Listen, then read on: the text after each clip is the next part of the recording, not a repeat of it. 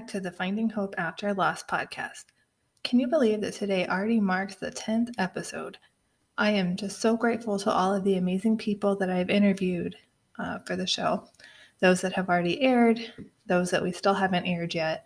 I'm just really grateful to all of you that have trusted me to help share your story through both the Rainbow Skirt Project and this podcast. I have so many interviews coming up that I'm excited to share with you as well. And if you are ever interested in telling your story or being on the podcast, you can always email me. It's Sarah, Sarah, at journeyforjasmine.com. Or you can also just send me a message on the Journey for Jasmine Facebook or Instagram page. So today I am talking with Sara, who discusses the loss of her two boys. She had a loss at almost 36 weeks and then another one at 21 weeks. She never gave up hope on her body being able to successfully have a baby, despite everything that she went through. She is such a prime example of strength and hope, and I really hope that her words will inspire you not to give up after your loss. So hello, everyone. I am here today with Sara, and she is from California. So Sara, can you tell us a little bit about yourself? Hi, yes. Hi, Sarah. I am Sara. I love when we have the same name. I know. It's the best makes name, it easy right? to remember. Yeah, exactly. It really is. So I live here in Southern California. I am a mom to three. I have one living and two previous losses. I lived here in Southern California my entire life. I grew up here, and so I don't think I will ever leave. No matter how expensive it gets, I think I'm stuck here. I'm convinced it's just the best place to live. So this is probably where we will, raise all of our babies and stay forever. I work full time, so I am fortunate enough to work remotely, so I get to work from home, which is awesome. And I'm married. I've been married for our sixth wedding anniversary is actually coming up this weekend. Oh, exciting. Yeah. So sixth wedding anniversary.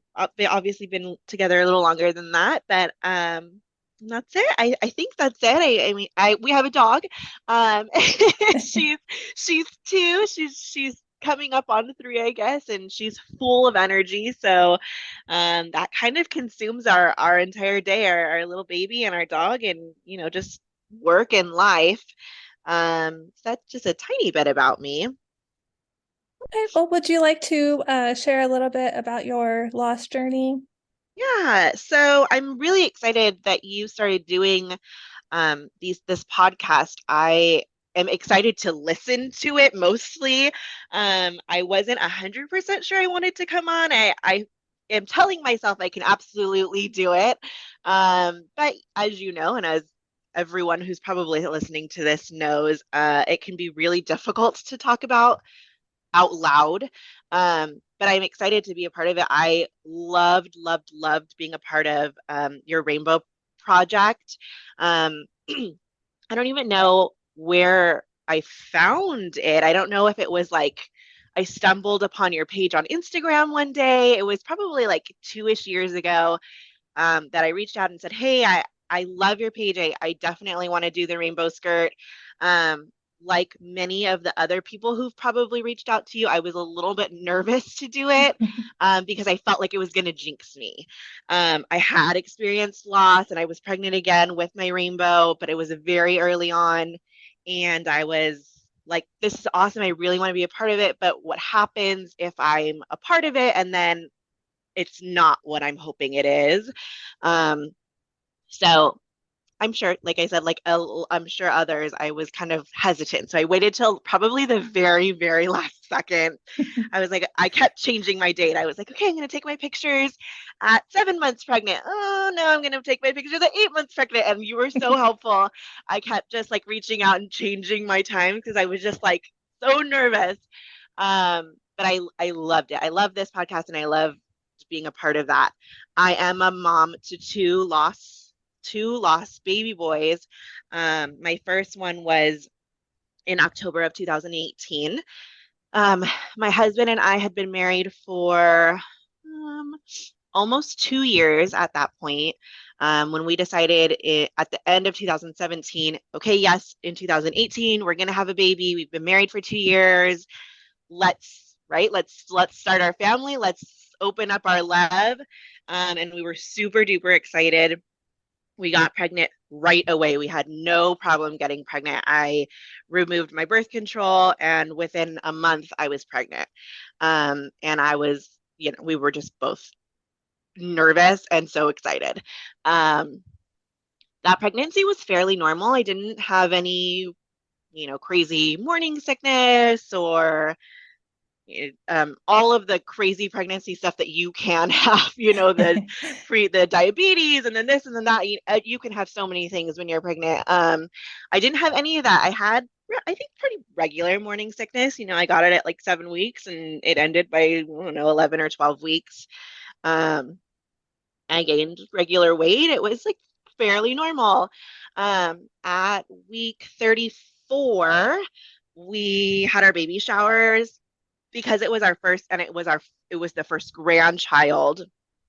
It was a very exciting pregnancy. So not just for us, but for my parents and my family and my coworker, like everyone, all of our coworkers, all of our friends.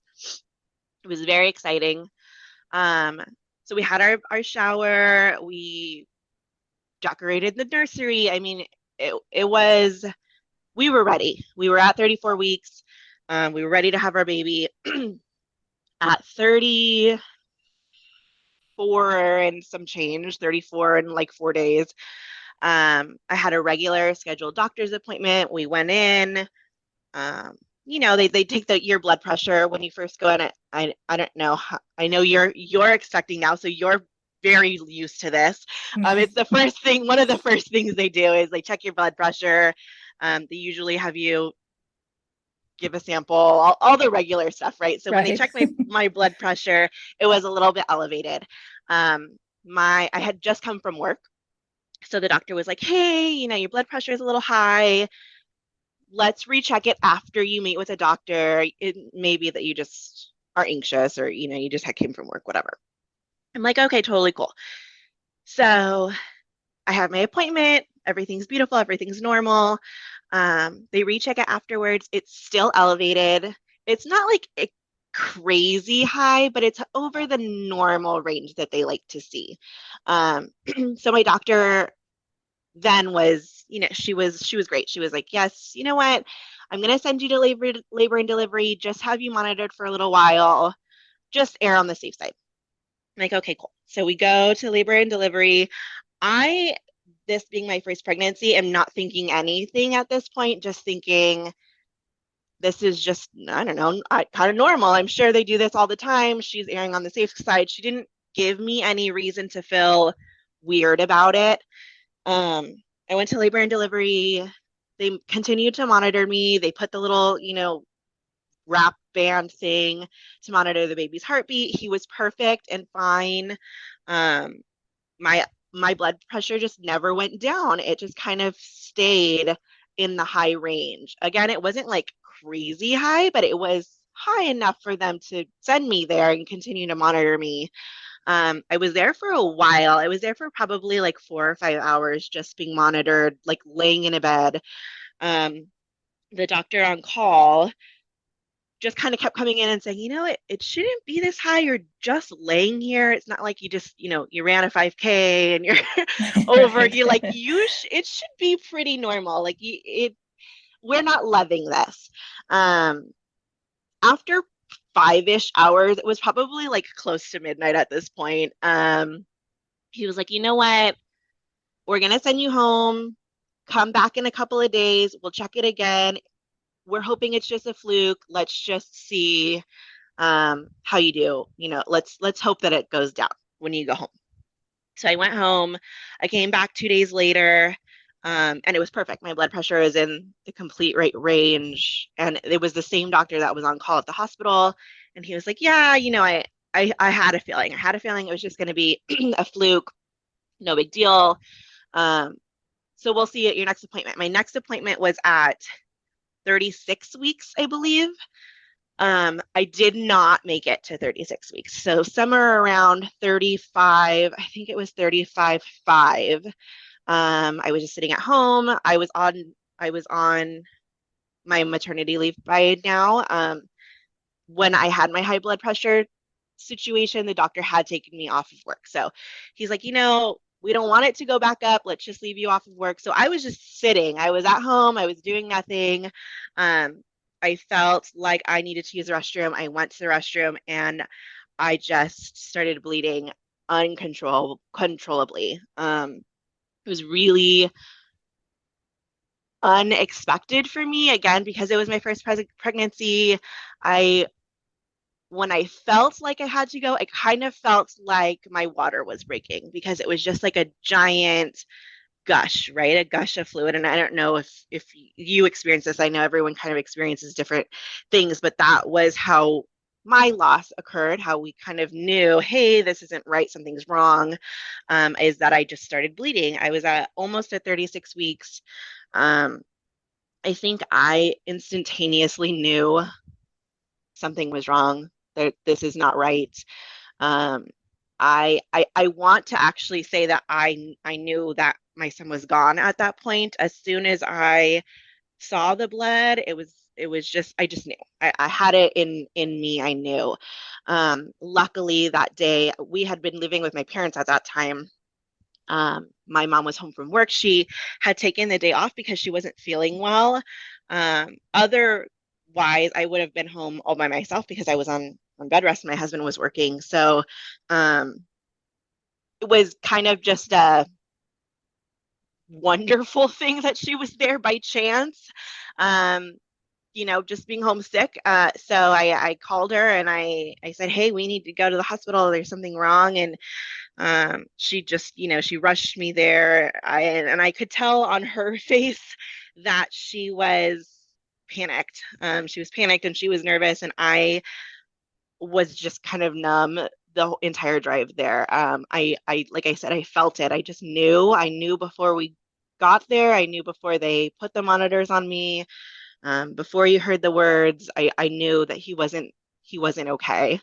Um, but we did get there. I called my husband on the way, and he met me there. Um, and we did check in, and they did, do the ultrasound.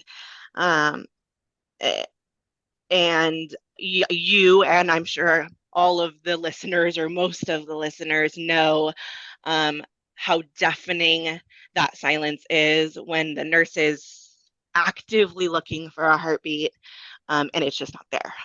Um, it was just, it's like nothing you can explain. Yeah.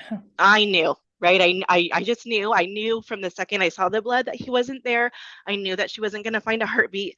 My husband was sitting next to me and he didn't. He was thinking, this is, well, there's something weird happening. Why is she bleeding? Why are we here? Um, Obviously, her being a nurse, she couldn't relay that information to me. It had to come from the doctor. So she looked. I just kind of stared at her in silence. And she said, I'm gonna go grab a doctor. I'll be right back. Um, she left. Doctor came in. It was the same doctor that released me a few days ago, or a week ago. Um, he came in. He did the ultrasound as well, and he said it. He said the words. He said there's no heartbeat. And when he said it, my whole body just numbed.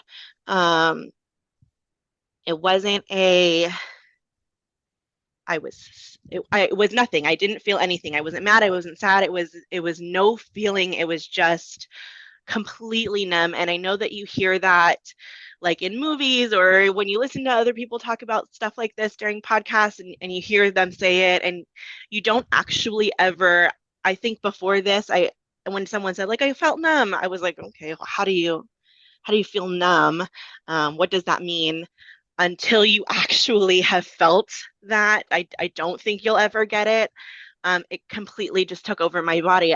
People were talking, the doctor was talking to me about next steps. The nurse was apologizing to my husband and trying to comfort and I didn't hear any of it. It was completely, I was there and not there.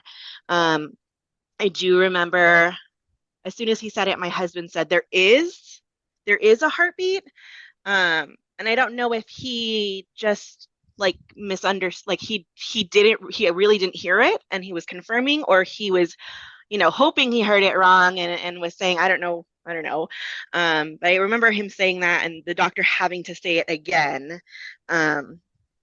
And I just, yeah, the rest of that whole entire day, I was just completely numb. I think it was around 1 p.m. when we got there. It was 2 o'clock exactly when he told me that. I remember him saying, there's no heartbeat, and my body going numb and just looking up, and there was a clock and it said 2 p.m. exactly. And that's it. That's kind of all I remember of that day. Um, Later in the day, they came in and they tried to talk to me about, okay, well, we need to have the baby. I obviously was 36 weeks at that point. So it wasn't a miscarriage. It wasn't something that had happened prior to me getting there.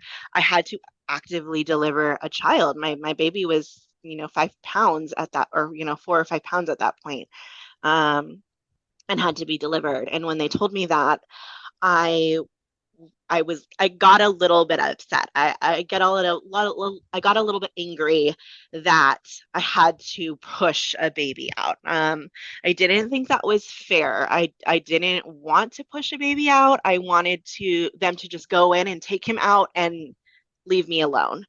No, I'm not going to give birth. No, I'm not going to do that. Just get him out. Just go get him out. Let me hold him. I don't want to do that. No, I'm not going to do that. And the doctor was like, okay, whatever you want. But a nurse came and she kind of just sat next to me and she said, hey, I know that you don't want to do this. I know that it's hard and it's scary. Um, and it's unimaginable, right? She said all of the caring things that I'm sure these nurses have to say all of the time. But she just told me, you do not want to do that. You don't want to do that. You don't want to have a C-section. It's going to be hard enough on your body emotionally to get through this. You don't want to make it so that you can't walk upstairs, right? Because C-sections are such a huge surgery that taking care of yourself after that, she just kind of was like, you don't want to you don't want that. If you really push, we will do it. That I know you can do this, and it's already going to be so hard. Don't make it harder. At that point, I was just, like I said, I was so numb and I was so irritated now that I needed to do this, that I was just like, okay, just whatever, just okay, like get away from me. So we did. So they gave me the epidural, and I had him, and he was so small and so perfect, and he was a baby. I mean, he was we were 4 weeks away, so he was a baby. He was a nice 5 pounds, and perfect, and just he came out and he was covered in the stuff, and they wrapped him and they gave him to me, and we got to sit with him, and hold him and love him. And I think that whole point, from the second they told me until we left the hospital, I was kind of just in this haze. I would, now looking back on it, would love to have taken more pictures with him and soaked him up more and just kind of been more present. But when you're in that time, you can't. There is no, you don't get to choose how you feel, right? You don't get to choose to push it all aside and just love and soak him in. I couldn't do it in that specific time. So with him being born, and him being a full big baby and not big, but 5-pound baby. We did need to decide at that point what our plans were with him. Which was another thing that I think when you get pregnant, you don't think about any of this thing. You don't want to. You shouldn't. You shouldn't have to think of what you're going to do with your baby's remains ever. That should never, ever be something that you think about. You should always think about this outfit or this outfit for bringing him home. What color should his nursery be? The fun things. Is his car seat put in correctly? So when they told me, hey, before you leave the hospital, you have to decide, do you want to have him cremated? Do you want to have him buried? It was just a like incredibly difficult decision to make. When you're stuck in this place where you just like, I wanted to leave. I wanted to go home. I wanted it to be a dream. Um, it was awful. We did decide to bury him. I had lost a couple of grandparents recently, maybe not that year, but in the last few years prior to losing him. And so they were buried in a specific cemetery, a Catholic cemetery local to me that I visited pretty often because they're my grandparents and I just go. So I just kind of knew I want him close to them. If he can't be here, he can be near my grandparents. My grandparents and I were incredibly close. So I just knew, yes, he needs to be buried. Yes, this is where he's going. It was not, it was difficult, but that portion was, I didn't have to like look up cemeteries and find it. I just knew this is where he's going. I came home. I stayed in bed for probably 2 weeks. I don't think I got out of bed other than to maybe go, to the restroom or downstairs to eat every once in a while. For a solid 2 weeks. We did make funeral plans. The majority of them were done, just at home, things that I could pick or choose at home. And I did have to obviously go, and we did have a funeral for him. It was very small. It was just my family. Didn't want it to be a big production. It was, my parents, my husband, and my siblings. And it was awful. And that was that. And he's buried at the same cemetery as my grandparents. They, and this is terrible to say also, but they have a specific, and they might have this at most cemeteries, a specific area at the cemetery for children to be buried. I had asked if he could be buried near my grandparents, and they specifically had said that there was a children's only section for him to be laid at. So he's there, he's at the cemetery, but he's in a section where only children are buried, which in itself is just an awful thing that they have to have a section for that. But that's where he is, and he's local to us, so we get to go and visit him. After we lost him, it took me a little while to decide when we wanted to try again. With that being my first pregnancy, I knew for sure I wanted to try again. I wanted to have children. That was the whole point of getting pregnant, was that we wanted to have children. We wanted to start our family. Obviously, after that loss, it was so hard that we weren't sure when we would do it. We knew we were going to, we weren't sure when we wanted to try again. It took us a couple of years. We did get pregnant again in 2020. So we got pregnant right when COVID hit, which was actually kind of perfect because we got to all go home. We all got to go home and work from home. So it was kind of great. With that pregnancy, again, we got pregnant and we found out that it was another little boy, and we were very excited. I was kind of surprised at how excited I was. I wasn't sure how I was going to feel about it. after losing Anthony. I wasn't sure um, if I was gonna feel excited or if it was gonna make me sad. Being pregnant, I wasn't sad. I was very excited. Um, we got pregnant, and this is when the terrible pregnancy things happen. I got diagnosed with hyperemesis, very severe hyperemesis, which is basically just like a really bad case of morning sickness, but to the extreme. So hyperemesis, it can range from bad morning sickness to not being able to eat or drink at all. My case was so severe that I was unable to drink water for a very long period of Wow. time. Um, so from roughly, I think, like 9 weeks to, I don't even, like almost the end of the pregnancy, 20 weeks, um, I I couldn't eat. I couldn't eat anything. I couldn't drink anything. Every time I ate anything, it would just come up. I was just unable to keep anything down. I tried every over the counter that I was allowed to have. When you're pregnant, you can't have a lot anyway.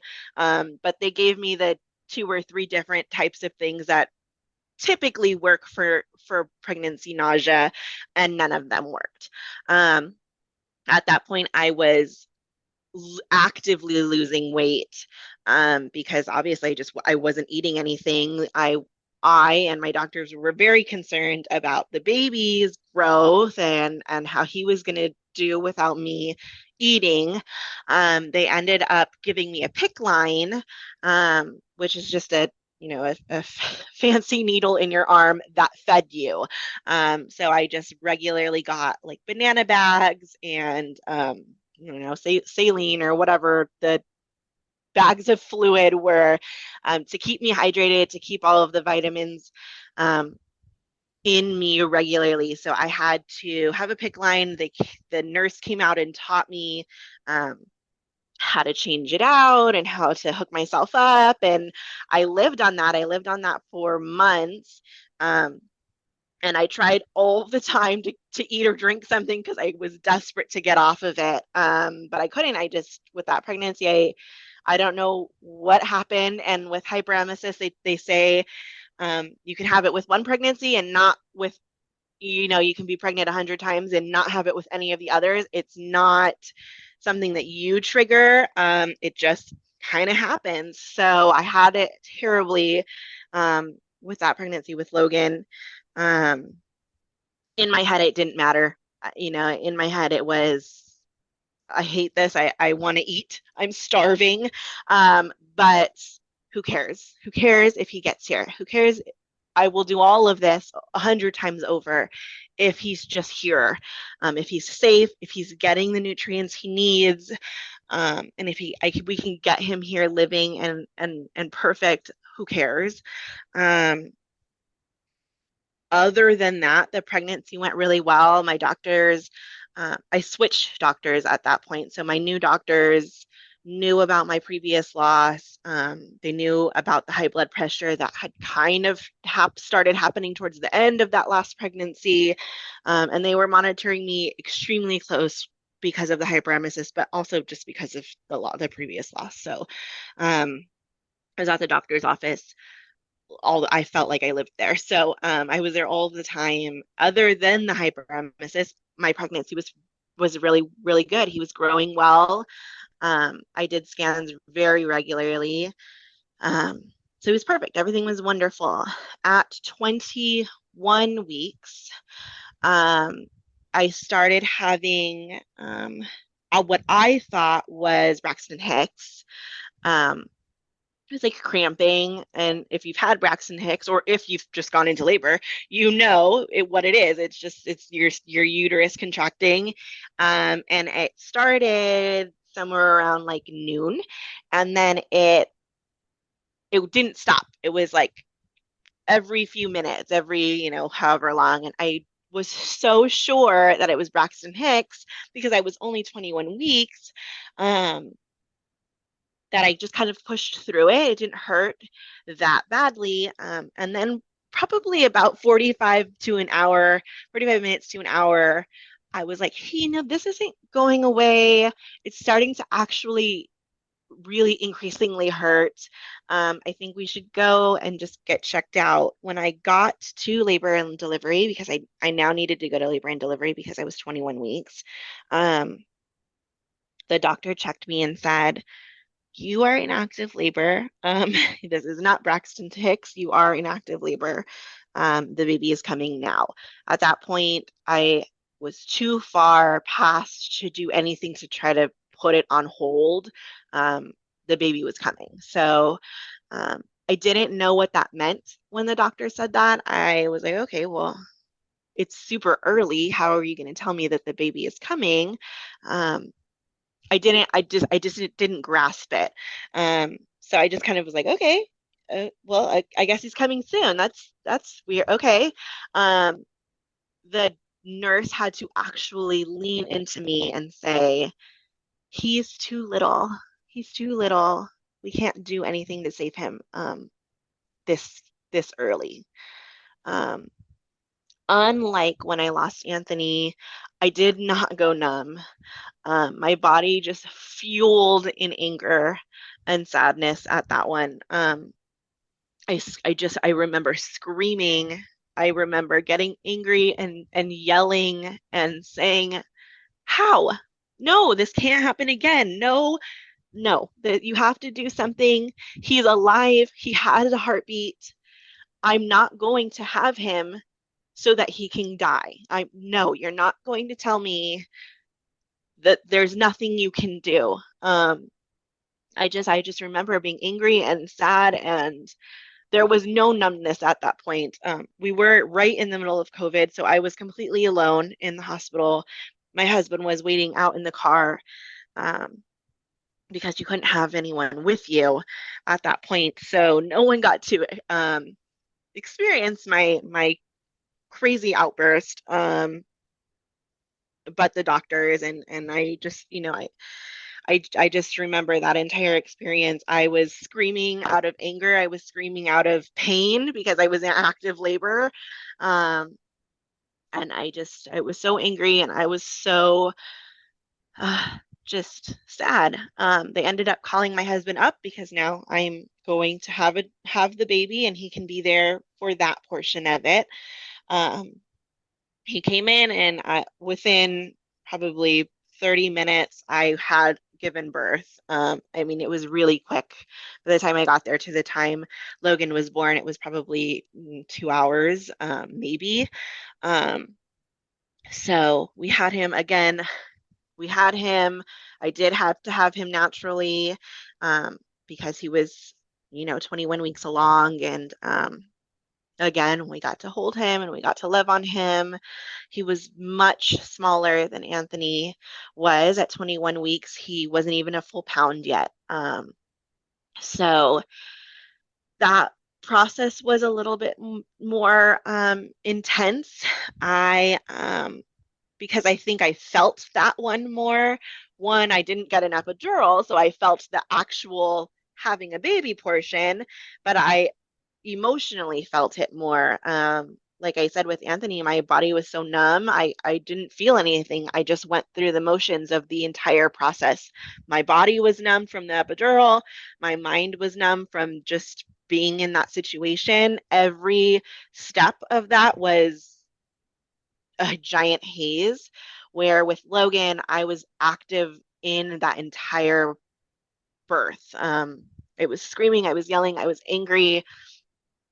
The poor doctors and nurses just got an earful from me, and I'm sure they are used to it. But was just angry. I was angry, and I was angry at my husband, and I was angry at them, and at God, and at everyone that I could get this far again. Um, that this time he was fine. That I think was my biggest thing, is that you didn't tell me he doesn't have a heartbeat. You're telling me he has a heartbeat. He has a heartbeat. He's okay, but I have to give birth to him. There's nothing you can do. Um, I have to give birth to him, and because of that, because he's so small, he's just gonna die. And I couldn't comprehend that. I was so angry, and I didn't understand. Um, again, after we had him, the process was pretty similar, as it was with Anthony. We had to pick the cemetery. We had to lay him to rest. He ended up being buried one headstone away from his brother. So they are right next to each other. Um, and again, we get to go and we get to visit them. After Logan was born, my husband was not sure he wanted to try again. Um, he thought, we'll adopt, we'll get a surrogate, we'll look into any other avenue. We can't do this again. You can't do this again. He was very adamant that he didn't want me to do that again. He didn't want to do that again. It's not something anyone should ever have to do once, let alone twice or three times or four times or however many times all of these people have had to do this. At that point, he was like, there's no, we're not doing this again. And I was convinced I could do it again. I don't know how, but at some point I was just like, no, oh yeah, we're doing it again. I'm gonna have another baby. I want a baby that I want a living baby here. Um, so I was convinced that I could do it again. I knew that I could have a living baby. My husband was not convinced. He wanted to look at other routes, and we did. So we started to look at other routes almost immediately after losing Logan.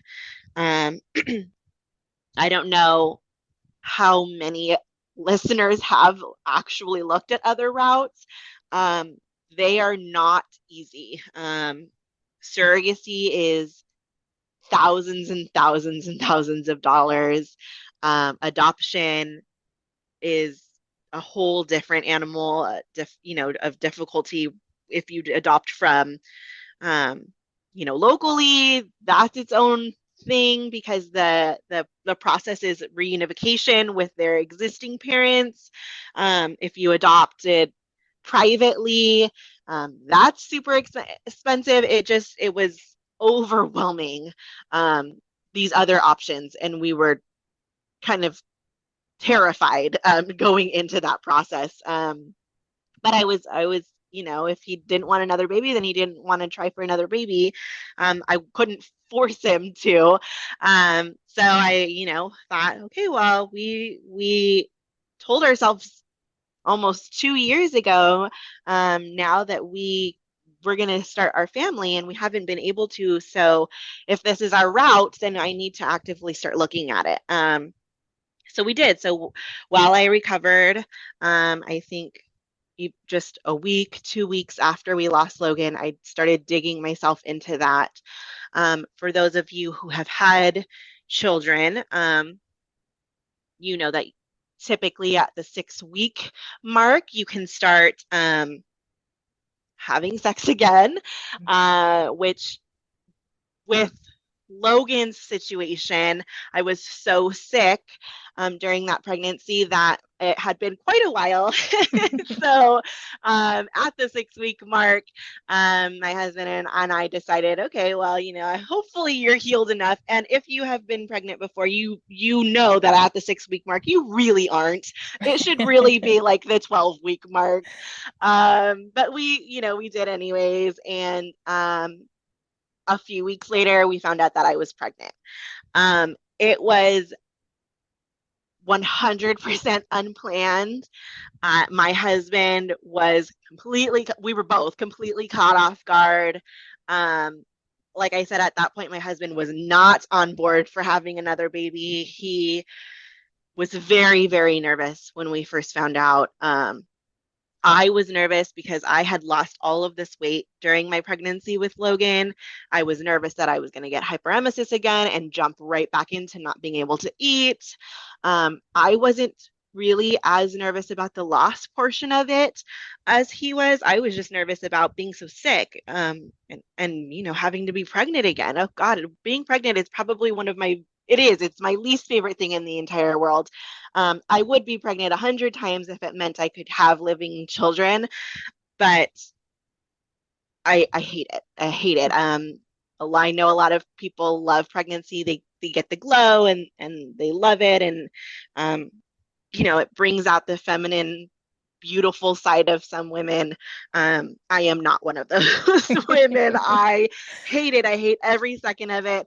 Even with my first, where I didn't have anything crazy. Like I said, I just had kind of regular morning sickness. And then after that went away, everything was beautiful and fine. I still hated it even then. And that was before loss. I just am not a pregnancy fan. I don't like the way it makes me feel. It's not for everyone, I think. So when I found out I was pregnant this third time, I was nervous about that aspect. I think a little bit more than the loss portion of it, which I know sounds backwards. And this may sound weird, but I think after having loss, at least for me, it made me feel like I did it. I got through it. I am still standing. I am still alive. I've lost two children.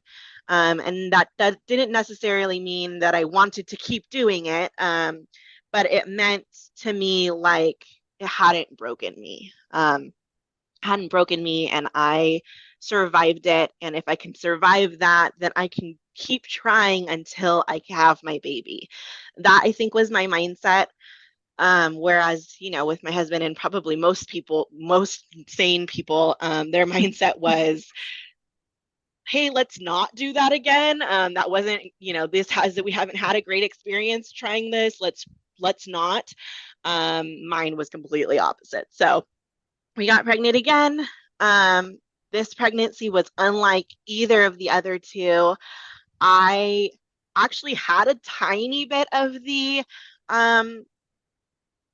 you're more beautiful type thing, and you don't feel sick. I was not sick for 1 second during that pregnancy. I didn't have any nausea. I didn't have anything. I was completely perfect. I was perfect. I didn't love being pregnant still, but it was a perfect pregnancy. Um, my doctors completely stepped up their game. I had 2 appointments a week. I was going to, I mean, I lived there. I was monitored ridiculously regularly in order to attempt to prevent preterm labor. They gave me something that is called a cerclage, where they basically stitch up your cervix to help keep the baby from coming early. So they did that at 16 weeks. They gave me that, which meant I had to be very careful with risk of infection. I couldn't go in a swimming pool, sit in a bath, stuff like that. I had to be really careful um, with risk of infection having that. They had me start baby aspirin at 12 weeks, which is supposed to help, again, reduce. That one was to help reduce the risk of high blood pressure, which is something that they had found I had late with my first pregnancy. And then somewhere around 20-ish weeks, they started giving me progesterone shots, which was like a shot in my hip. I had to go once a week and get a shot in my hip of progesterone because reduced progesterone or lack of it can cause preterm labor. So they did everything they could possibly think that could cause high blood pressure or preterm labor. They said, you're not getting either of these this time. This is all they basically threw everything at me. And I was fine. I said, hey, I will live in the hospital. If you can book me a room, I would love to just stay here and not leave and just be under constant supervision. Unfortunately, they said no to that idea. But they did do all of these other things, which made me feel a lot more confident in the pregnancy. My doctor was amazing, and I saw my regular OB. I went to a specialist, which I can't remember what they're called. But I went and saw a specialty OB, and I lived there. At 36 weeks, they decided that they were going to take her, induce me and have her come early, um, just for risk of anything that could possibly happen. That was the earliest they would possibly induce me. Um, they said, we can come in and we can get her if you're comfortable. If you want to go the full 40, you can absolutely do that. We would say, if you're comfortable with it, to just do it, get her here, get her, healthy and monitored, here outside of the womb. We have a lot more control outside of the womb than we do with her in there. So, yes, I was like, yes, if you could take her the second I got pregnant and her still be alive and perfect, I would have had them do that. To me, like I said, I don't love the pregnancy thing, and I feel like sometimes my body's not good at it. I don't know. I don't know if it's just me or if what the issue is. Um, but I felt that exact same way. I felt like she was safer out than she was in. Um, so then when they told me that they would induce me at 36 weeks, I jumping up and down, waiting for the 36 weeks. We ended up doing our, maternity photography or our photo shoot at, I think, 35 weeks, which is when we utilized the rainbow skirt. And so at that point, I was very pregnant. I got the skirt and I almost was like, this is not going to fit me. I was very pregnant at that point. I'm sure most people don't wait until the very last second. But I did, because again, I was so nervous. I was scared that I was going to jinx it if I had pictures done or if I gave her a name, everything. I was so nervous that anything I did was going to jinx it. We didn't put anything up in her nursery. We didn't name her until she was here. Um, Everything. No one knew. No one knew. We didn't tell anyone that I was pregnant, except for my parents and my siblings. No cousins, no friends, nobody knew all the way until 36 weeks when she was born. Did we actually do any of that?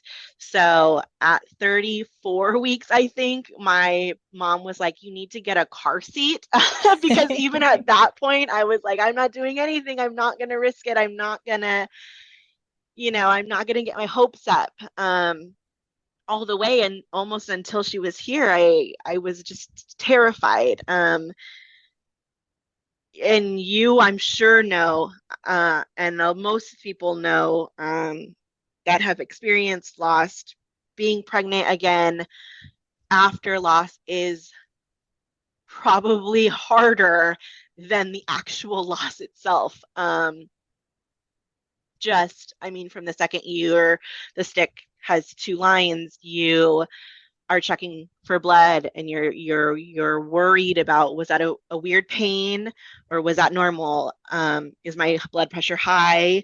Am I everything you could possibly think could ever go wrong, all of a sudden it's like on a higher level and you're just terrified the entire time. So I was pregnant for 36 weeks. And even though I went to the doctor twice a week, it wasn't enough. I felt terrified the entire pregnancy. I didn't want to jinx it, so I didn't want to do anything extra. I just wanted to sit and not move and not, do anything that could possibly hurt her. Um, so when we went into labor and delivery to be induced, even at that point, I think I was still like terrified. I was in the hospital getting ready to deliver, and I was like, something's gonna happen. There's no way she's coming home. I just, and it's awful. It's awful that you think like that, because it should never be like that. Like I said before, it should always be happy and excited, and you should be excited to have the car seat, and you should be excited to call her name. It shouldn't be the very last second, but when you're a parent to a lost child, all of that is stripped away. So my entire pregnancy, I was just terrified. When we finally went into the hospital to be induced, um, again, I laid in the hospital bed. They gave me my epidural. I just sat there and prayed that she was going to live. I was in labor for 18 hours, so the yeah, I don't know if this is real or not, but I feel like epidural slows things down. So they gave me, well, I was already having to be induced, so that takes forever. Then they gave me the epidural, and I felt like that slowed things down. So I felt like I was in there forever, just waiting patiently for her to get there.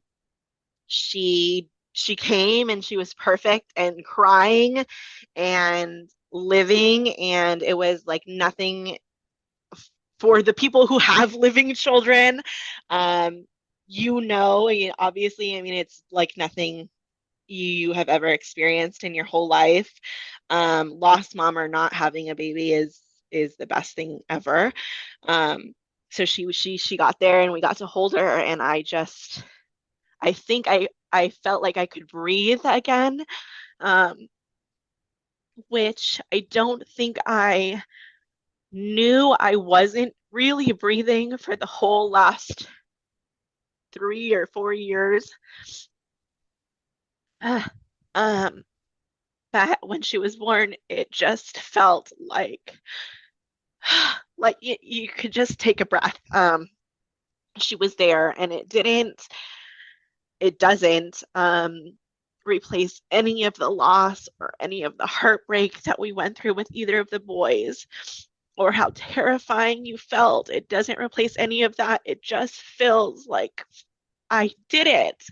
It felt like I knew it. Like I just knew. I knew I could do it. I knew I could get her here. I knew I could have a child. Um,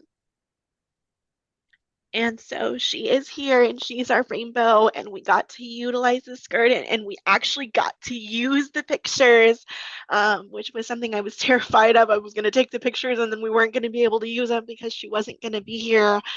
Um, but we did, and we got to name her, and we got to bring her home. Um, we didn't have to pick a headstone and a casket.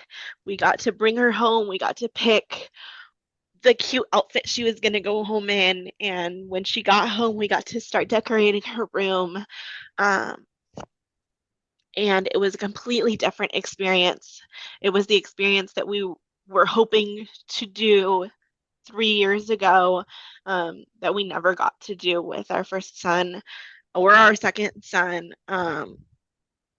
It was, it's having a baby. It's having a baby. And so now she just turned 1 in August. So we have a little toddler running around, and she's a crazy person. Um, but she's just the light of our life. She's the best thing in the whole world. Like I'm sure every kid is for their parents. She is, to us, and I get to work remotely, which is wonderful. So I have not missed 1 second of her.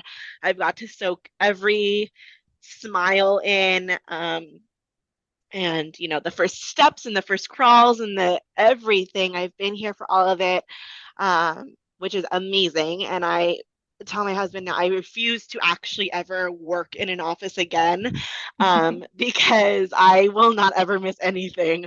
She will be like 18 and I will be like sitting right next to her. like oh, so what are you gonna do now? So what are we gonna talk about? What are you gonna? And she's like gonna hate it, but I'm gonna soak up every second that I possibly can, which is what I have been doing since she's been born. So we do have our rainbow baby, and we're so excited. We I think now that she's here, my husband is a little more open to trying again and to having a baby. It doesn't necessarily mean that we will have another living baby. We don't know. We can only pray for what we have now. Hope that if we get pregnant again, the next pregnancy will be as successful and perfect. Um, I know for sure that if I do get pregnant again, I will hound my doctor to do every single thing. I want it to be identical. I want to do the baby aspirin and the cerclage and the this and the that. I want to do everything exactly the same way. Not that ever guarantees anything, but it worked this time. So we'll for sure do that again if or when we can, if or when we do get pregnant again. I I felt confident the whole time that I could have a living baby. And I feel confident that I can have another living baby. I don't, I think when I first started having children, I was like, I want like five. Well, I don't want five now. I'm already at three, so I think I'll be okay with just one more living baby. If I can have one more, have a sibling for my daughter and do the whole tiny baby thing again. I'm fine with one more. But I do want to try again. And I know it will just be terrible again, the whole pregnancy portion of it. But like I said, and like most, I think people will say, it is so worth it. Having her here, just this perfect little person, 100% worth it. I would do all of it again, over and over and over, if it meant just getting her here and having her, just experiencing her. Um, so we will likely try again. We'll see when that happens. But for now, we are just, so happy and so in love with our little girl, our little rainbow baby. So that kind of covered, and I know that that was like very lengthy and rambly. So I apologize if this is like one of your longer podcasts. That that covers like our entire story, all of our loss, and now our wonderful little rainbow girl. So hopefully, and I when I wrote my story for the rainbow journey, I wrote all of this, and I at the end I feel like when I wrote it, I felt like maybe someone else in this position, maybe who hasn't had their third, right, or who has had the 36-week stillbirth or the preterm labor or the terrible hyperemesis, sickness. Maybe someone will relate to any of that, and who doesn't have their baby or who is pregnant with their rainbow baby, will read this and be in the position that I was in before I had her, that terrified position where you just don't know what's going to happen. Or if it's even possible. I read so many of your stories that you've posted, of the other moms, and I read so many other blogs and other, just trying to like convince myself that it was okay, convince myself that um, that I could have a baby after two losses. When you go and you Google, like, can you have a baby if you've had a preterm labor? Can you have a baby if you've like, Yeah. I did all of that while I was pregnant with Aurora because I was so terrified the entire time that having the two losses didn't guarantee that I could have a living baby. Like in my head, I thought, I can do this, but I kept thinking like, well, what if me thinking I could do this is one thing, but like, what if my body really can't do it? Like, maybe there's something wrong with my body. Like, there's something that's physically stopping me from being able to carry these children to term. Um, and so I was in my head so much and so terrified that when I wrote my story after we had her, I just thought, even if one person reads this and it gives them like a teeny tiny bit of hope, a teeny tiny bit of like relief that, hey, she lost two and they were two completely different losses. It wasn't like, hey, she had two preterm labors, or hey, she had two losses due to high blood pressure. They were two completely different losses from two completely different things. Um, and then I had a living baby. I just felt like if I got that in front of someone, and it gave them even at the tiniest sliver of relief or hope, then it was worth it. Which is why I came on to your podcast. Like I said, I know that this was the longest chat ever, but I really wanted to tell, my full story, and just so that if someone relates to it even a little bit, they can see that it can happen. There are so many different things that could go wrong, but it can happen. You know, she's here. She's here, and after what felt like so many different things went wrong for us, she's here and she's perfect. Um, and she's just the best thing, you know, the seriously the light of our entire lives. She just everything she does, I'm like, look, did you see her do that? She clapped? Look at her clap. Look at it. Like my poor husband is like, I see her. Yes, she clapped yesterday too. I saw it yesterday too. I'm like, yeah, but look at her eyebrows. She like he's like, oh my gosh, please stop. Um, so, and I'm sure I'll be doing that forever. Forever. I mean, she's gonna go to like middle school and I'm gonna be like, look, she got a B. Like she's so excited. Um, so anyways, I really wanted to share my full story and I'm so thankful to you for having me on and letting me vent and tell my full story. So hopefully it helps someone in the future.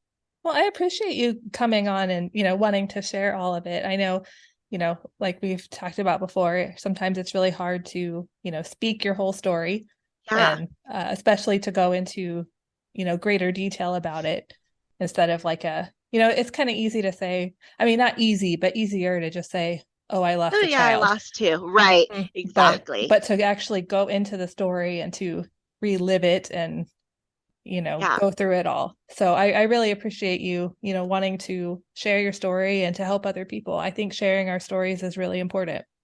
I think so too. I think so too. And reading all of the other women's stories that you've posted is amazing. I think it's so important for all of us to share so that all the people who don't experience it can kind of see that this is like this happens. This is not just a group of women, like a small group of women that this has happened to. This happens every day, all over the world. It's painful, it's scary, it should be talked about. It should be more out there. There should be more that we can should be able to do. I think that that's my biggest thing with this is that I lost a baby at 36 weeks and I lost a baby at 21 weeks and there was nothing we could do for either of them. There was no way, there was no indicator of that I was going to lose either of them. And I just feel like if this was more talked about, if this was like really in all of the OB's offices, like I just feel like there has to be a way. There has to be a way that this can be more monitored, that this could be more in everybody's faces. After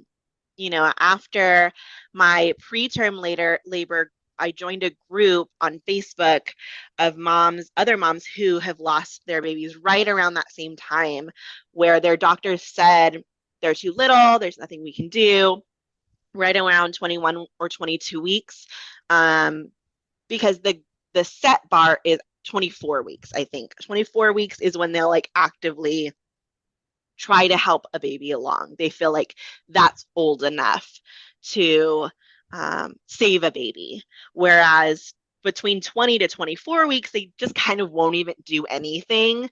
But there are specific hospitals in all over the United States that will attempt to do active measures and try to save a baby even before the 24-week mark.